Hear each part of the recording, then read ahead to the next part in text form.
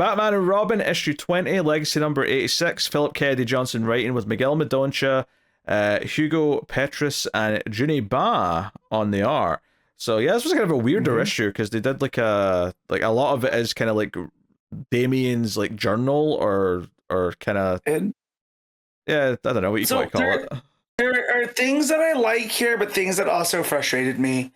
So I don't want to say this felt like filler because, you know, filler is a kind of dumb thing that people are using to try to call something like a waste of time. And I don't feel like a waste of my time. But with everything that's been going on with Memento, stopping right now and getting into Damien's headspace and whatever, I just wasn't expecting that in this issue. However, the way that it's presented with the different kind of art styles, where first we get Thomas's journal, right? And that's done in a specific art style, the main story, and then the rest of the book is all Damien's done by Juni Ba. I kind of like the way it's presented. Yeah. No, I think there's some nice like choices in how it's presented. I agree with that. I do like the idea of like seeing some of the stuff that Damien's read in Thomas's journal. It's inspired him to sort of change how he thinks and what he wants to be, and maybe he wants to be a doctor instead of a Batman, like he's always thought he wanted to be. I do really like that idea. I do think it's fair though to critique that by the end of this issue, it didn't really feel like things had really advanced all that much, and I think that's maybe where some frustration could come for some people that feel like, yeah, maybe part of the choice here was like, hey, we have to give the regular artists a bit of a break, so we'll do this kind of, you know, issue that's a fill-in, but it's kind of a fill-in in the context of like working within the confines of the book. But because we had that big cliffhanger last time of, oh, the bad guy, Memento's got Damien, like, okay, you get a couple of pages of the Bat family all looking for him. I do love Batman saying, find your brother. That's a nice little touch.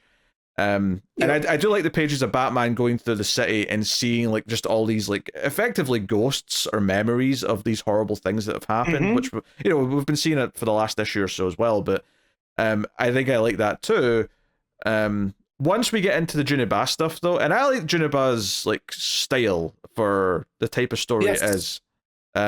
You know, I like that Robin mini that he did for Black Label, and I think here having, you know, him give his thoughts and all this stuff and talking about why he likes working with Lautrec and how he wonders if Lautrec would like compare him to his father if he knew that Batman was Bruce and stuff like that. Like, I think all of that is interesting to explore Damien's thoughts. It's kind of come at a weird part of the arc, and part of me kind of appreciates it in the sense that, okay, I get why we're doing this when Damien's been kidnapped, and it feels like Bruce's only connection to him right now is this piece of writing and drawing that Damien's done, right? So there's this idea that we're cut off from Damien himself, but we get to get a look into his head via his journal. I get why you're doing that when he's kidnapped, but I also kept expecting it to end a bit quicker than it did, so we could get back to a bit more present day advancement. But instead, by the time the Juni Ba pages are done, there's only 2 pages left of the book. And there's really not much to those final 2 pages. Don't get me wrong, the idea that one of Bruce's hallucinations of a dead person is Alfred at the end, who gives him some advice, is interesting. I don't hate that.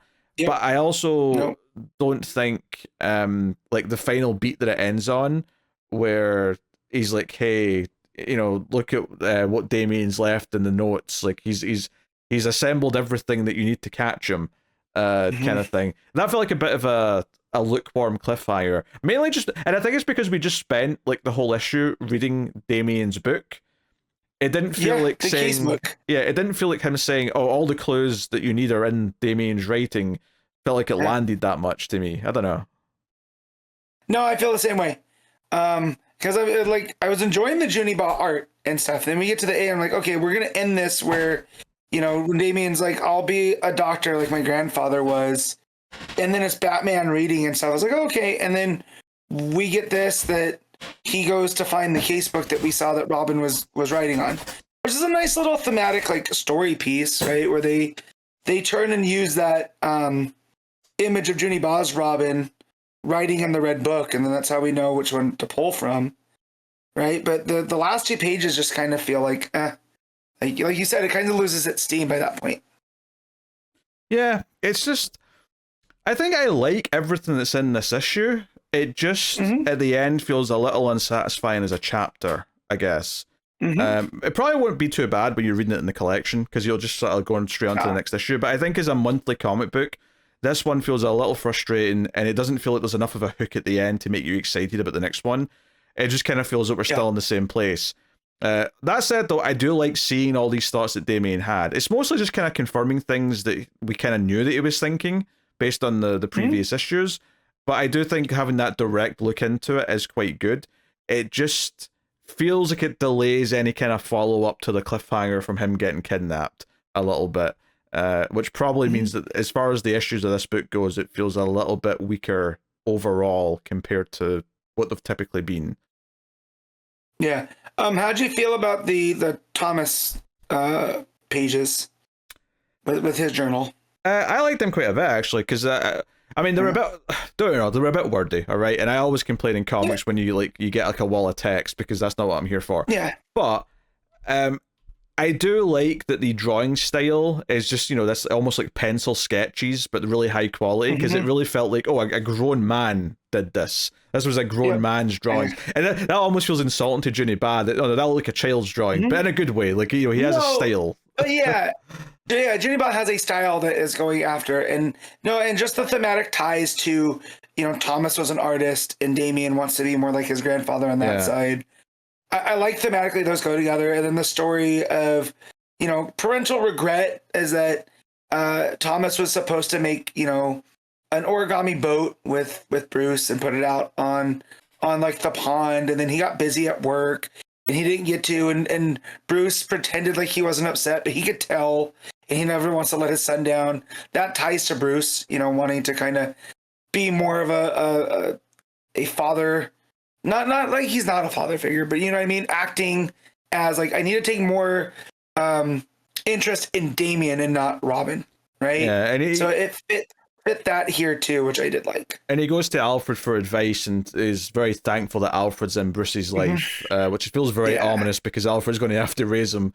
But I think even just something as simple as there's no color in these pages, they're just pencil sketches effectively. It has like a more mature kind of tone to it, which really nicely contrasts. So there's a lot of really smart artistic choices here between what it's doing. It's just a little frustrating as a chapter of the ongoing arc, I guess, is the thing.